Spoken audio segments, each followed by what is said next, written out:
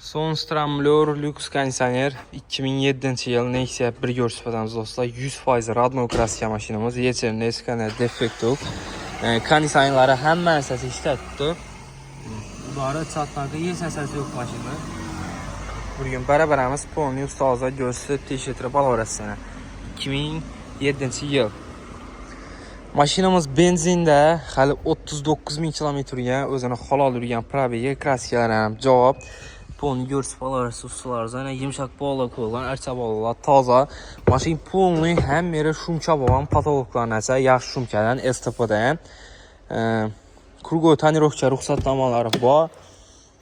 Ishlaridan polikda döşəlgan, Gentra sideniya, rulla qo'yilgan, yana podograf sideniyalari hamma narsasi ishlatdi.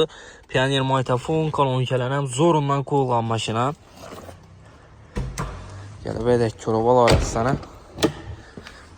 O'zini zavodskoy germetikida kontashkira tutdi mashin. Hali sizdan ham chiqmagan. Bu mashinani saqlagan odamga rahmatligi. Salonlar ham toza turibdi. Akkuratni qarabni mingan mashina. 2007-yıl Nexia 1 benzinli mashinamiz dostlar. Arka kapotlari ham meri shumcha polni. STPdan shumkadan, yaxshi shumkadan shumcha bo'lgan.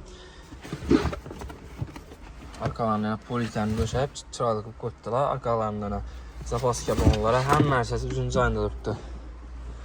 Qiziquvchilar bo'lsa, kelibedek ko'rib olasizlar. 2007-yıl.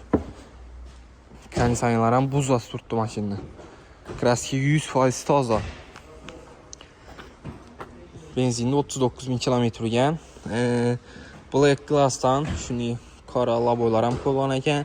Signalizatsiya Medicar pultlar ham narsasi bor. Bahosi 108 million so'm turadi. 100 million so'm bo'lsa barabaramiz ana. Kelib olarasizlar. Qo'shib avtomarketda sotib qo'yildi mashinamiz. 100 million so'm bahosi faqat bitta don joy dostlar.